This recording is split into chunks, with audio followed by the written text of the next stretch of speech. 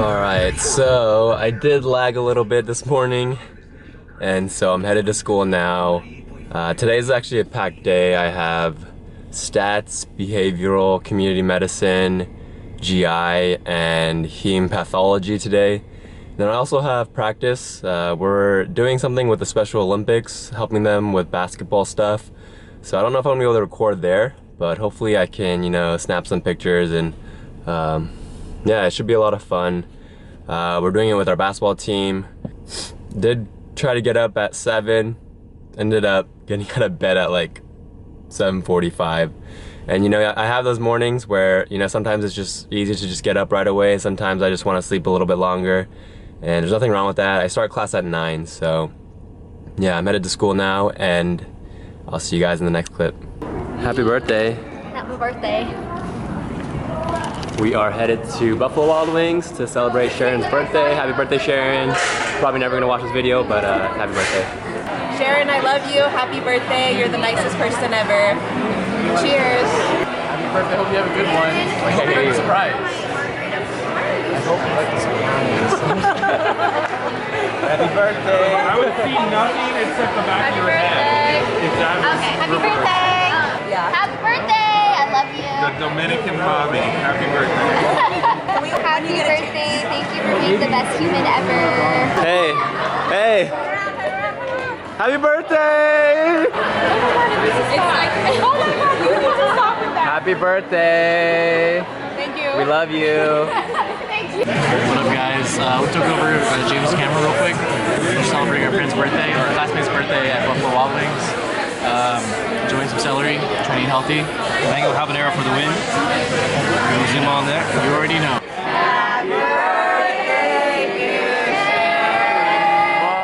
What's going on, guys? I'm about to head to the gym, hence why I'm gonna cut off, go LeBron James. All right, so another question that I get asked pretty frequently is, where did I do my post-bac program, or where did I take my post-bac classes?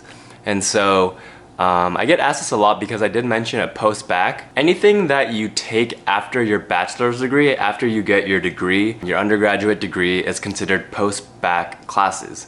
So for me personally, I didn't take a post-bac program. I just took courses on their own at a community college. And so something that I recommend for a lot of you guys that are applying to PA school, I really recommend you guys to take your post-bac classes just at a community college. PA schools usually aren't as picky that you do them at a community college as opposed to medical schools. And for the most part, they're cool with you taking post-bac classes or prereqs at a community college. And so the only time I would really recommend anyone to do an official formal post-bac program where they give you a set curriculum, you pay a certain amount of tuition for that whole curriculum, is for people that aren't science majors and have none of the prereqs met. So if you are a science major and you only have like maybe half the prereqs left, I recommend you to just take an informal post-bac and just take classes on your own, sign up for classes at a local community college, and you'll save a lot of money that way. And again, PA programs, for the most part, in my opinion, are okay with you taking classes at a community college. And the biggest thing obviously with that is you want to do well in those classes. If you get an A in those prereqs at a community college, that's going to look a lot better than if you get a C in the prereq at a university.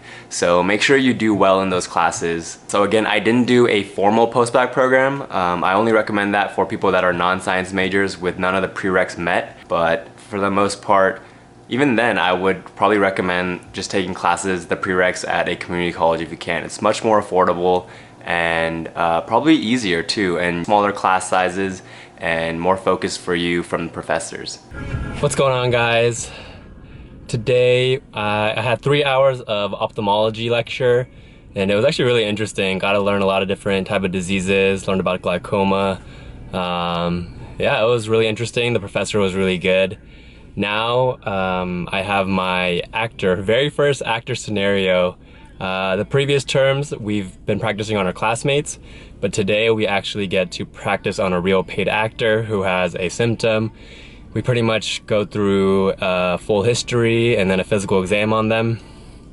Yeah, it's our first one. I'm a little nervous, but excited to, put everything that we practice to use, and hopefully it turns out well. It is recorded as well, so hopefully I don't do too bad and I don't choke up, and I remember to do the little things like washing my hands, asking all the right questions and whatnot. So I will probably talk to you guys after the scenario.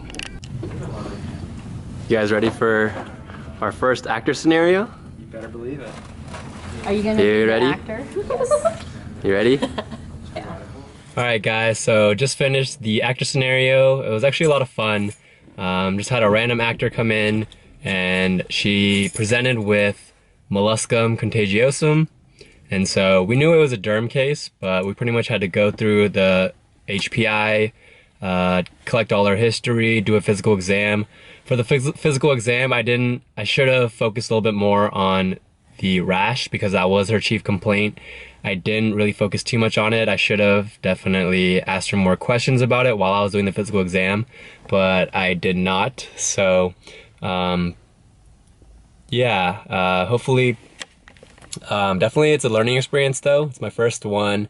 And then afterwards, we just had to write an HPI as we're preparing to write full SOAP notes and all that good stuff. So yeah, it was a lot of fun. I enjoyed it. The patient was really nice. It was really cool to actually kind of come up with differentials, and it's stressful because you want to make sure you don't miss anything, but it's fun because you actually get to talk to someone and interact with them. So alright guys, so another common question that I get asked pretty much weekly or by students that are about to start PA school is, what should we do with the time off before PA school?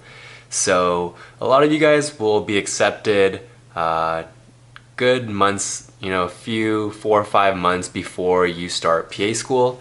And a common question that I get asked is, what should I do with the extra time? What should I do to prepare? Should I go ahead and do this or do that?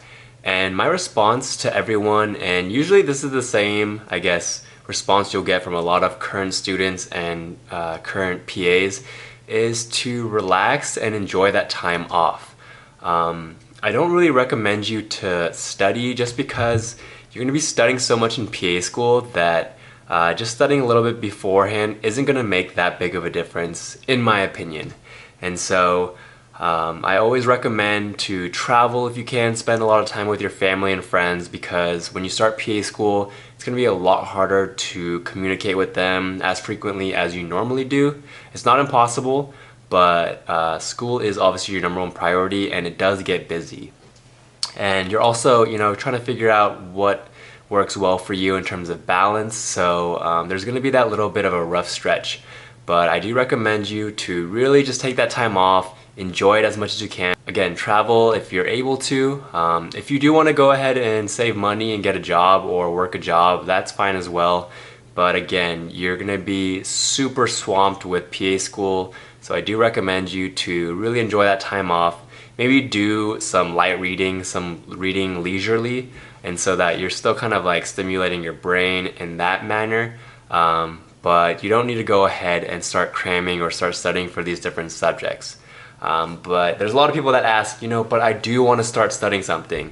So if you do want to start something and you do want to study a certain subject, I would recommend anatomy and physiology, and just brush up on the basics that you learned in your prereq courses. Just because you're going to be most likely taking those classes again. Excuse me. You're going to be taking those classes again, and so it might be nice to have a little bit of a refresher, but again, it's not necessary. You're not going to be at a crazy advantage if you start studying beforehand, and you're not going to be at a crazy disadvantage if you don't study until PA school starts. So my recommendation always for people that are about to start PA school is take time off, relax, travel, spend as much time as you can with your family and friends. Kind of, I guess, get your things together in a sense, but don't worry about studying beforehand, pre-studying, unless you have an exam on day 1 and they require you to do reading. But for the most part, they won't. But again, just take that time off, enjoy it. You're gonna be so busy with PA school that you're gonna look back and wish that you did take that time off. So that's always my response for the question, what should I do the few months before I start PA school?